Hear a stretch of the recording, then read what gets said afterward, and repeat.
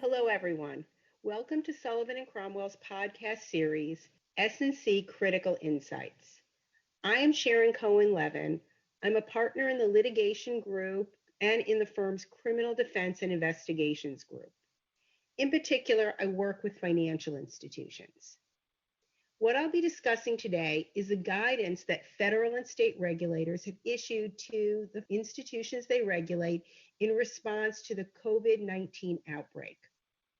Now, two regulators have issued some helpful guidance within the last week or so.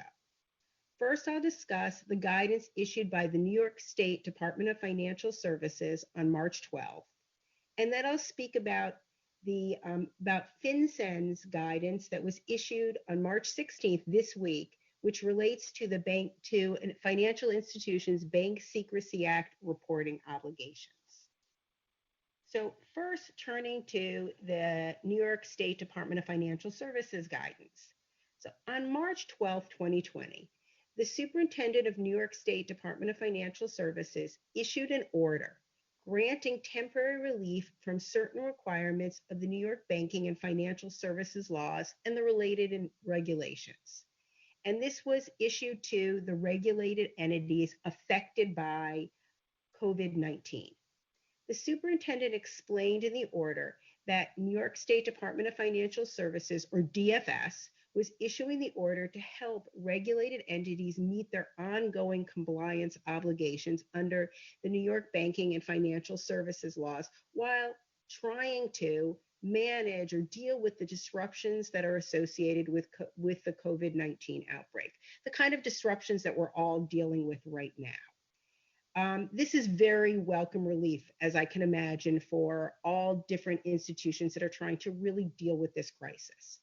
So the relief that was granted, there were some key forms of relief, and they include, first, with respect to temporary relocations or closures, that the regulated entities, and just to remind you, the regulated entities include banking organizations and foreign banking corporations, and these entities may temporarily relocate any of their authorized places of business or close any of their branch offices or locations without complying with the prior notice or application requirements of the banking or financial services laws. That is, provided that the entity, the regulated entity, submits prompt written notice to the superintendent, and all the activities conducted from the relocated place of business remain subject to the regulation and supervision of DFS. The order also addressed the filing deadlines. DFS granted a 45-day extension of the due date for certain filings from regulated entities and for these entities that are unable to meet the original due date because of the COVID-19 outbreak. And these extensions include, but are not limited to, sort of the key ones are the certifications of compliance with cybersecurity requirements that are required under 23 NYCRR 500.17b, and the transaction monitoring and filtering program certifications that are required by 3 NYCRR 504.4. Then some of the other requirements that are deadlines that are extended are for annual reports and comparative statements of commercial banks, trust companies, stock form savings banks, and stock form savings and loan associations, as is required by 3 NYCRR 24, and the volume and operation reports of mortgage bankers and mortgage brokers as required by 3 NYCRR 410.7, that's 410.7. In addition, with respect to in-person presence at board meetings, to satisfy the requirements of in-person participation at meetings of an institution's board of directors or trustees, or any committee of the board or the trustees, a regulated entity, including a bank, trust company, investment company, savings and loan association, or credit union, may use telephones and video conferences instead of requiring the in-person presence of board meetings. This is very welcome relief, and it's quite practical in light of what we're all dealing with, but there are some limits to the relief that's been provided. The order explicitly notes that all individuals that work for a regulated entity that are conducting licensable activity from temporary locations due to the outbreak of COVID-19 shall remain subject to the full supervision and oversight of the DFS. In addition, regulated entities and individuals that work for them must continue to maintain appropriate safeguards and controls to maintain the safety and soundness of the regulated entity, including, but not limited to, controls related to data protection and cybersecurity. And then the order further notes that individuals working for regulated entities may not conduct licensable activities with members of the public at or from their personal residences. It's also important to note that the order does not modify the deadlines for notifying the DFS of a cybersecurity event or the submission of a LIBOR cessation and transition plans. Now, who does the order apply to? Or what does the order apply to? The order applies to COVID-19 affected regulated entities and persons, but the order does not define what qualifies as COVID-19 affected.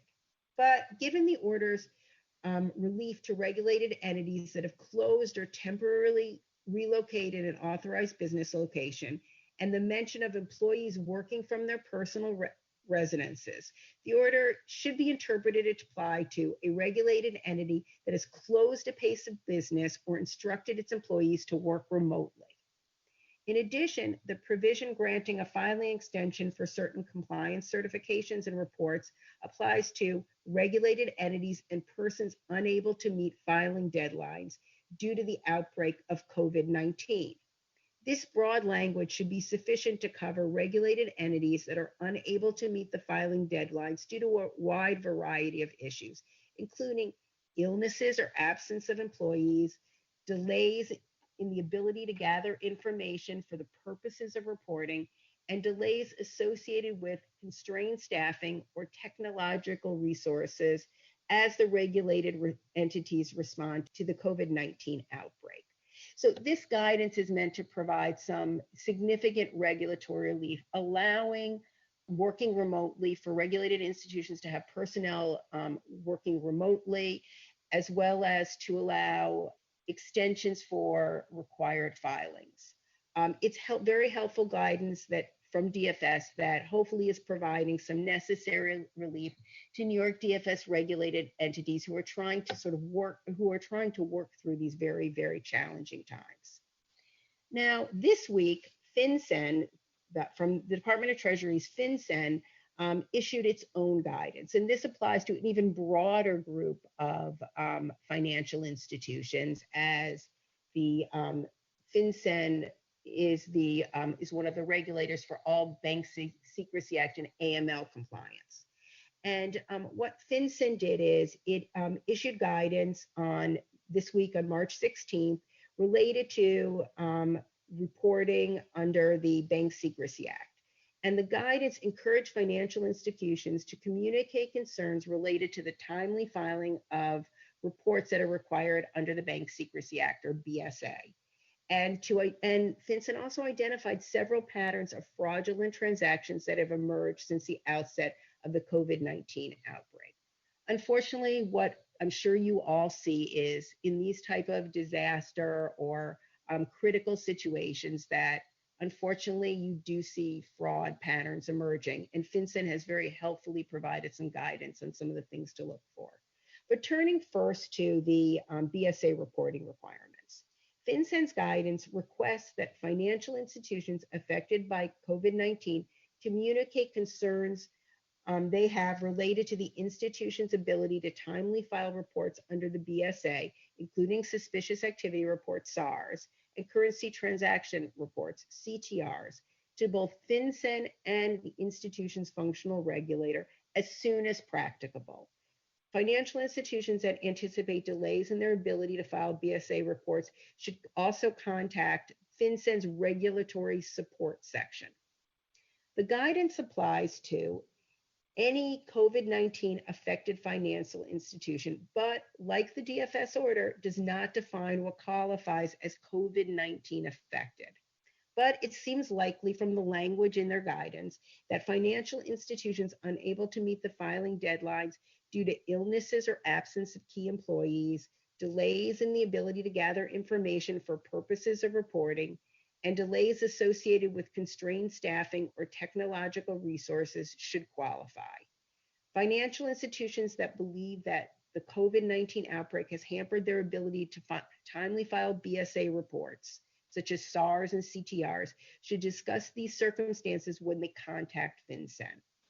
And then finally, the guidance encourages financial institutions to let both FinCEN and their functional regulator know of any updates to their circumstances as those circumstances may change.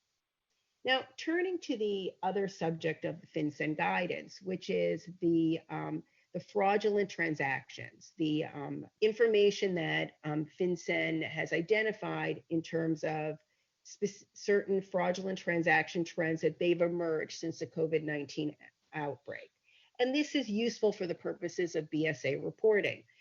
These trends include, first, imposter schemes. This includes bad actors impersonating government agencies such as the CDC, Center for Disease Control, international organizations such as the World Health Organization, and other healthcare organizations.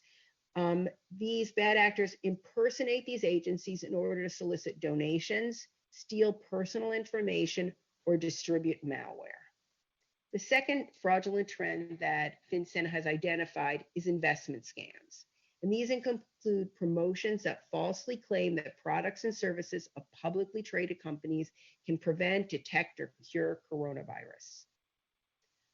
Another category is project scams.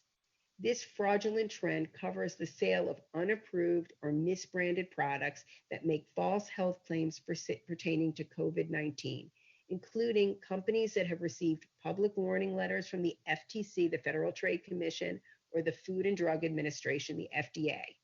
The guidance notes that FinCEN has received reports of fraudulent marketing of COVID-19 related supplies, including face masks. And then finally, FinCEN has identified insider trading. FinCEN has received reports of suspected insider trading related to COVID-19. In addition, FinCEN encourages financial institutions to review FinCEN's previous guidance with respect to disaster-related fraud and the related typologies, including benefit frauds, charitable frauds, cyber-related frauds. FinCEN has stated that financial institutions that observe suspicious transactions that could be associated with COVID-19 are encouraged to enter COVID-19 in Field 2 of the SAR template and check the box applicable to the particular typology. Financial institutions should remain conscious of these fraud trends as they monitor for suspicious activity. Thank you for listening to Sullivan and Cromwell's Critical Insights. You can find more information on the Financial Institutions Regulators Guidance in response to COVID-19 in our recent memos, New York DFS Guidance in response to COVID-19 and FinCEN Guidance in response to COVID-19, both dated March 19th. For more information on our practice, please visit us on the web at www.sulcrom.com. And thank you all for listening to me, and particularly during these challenging times, and please stay safe.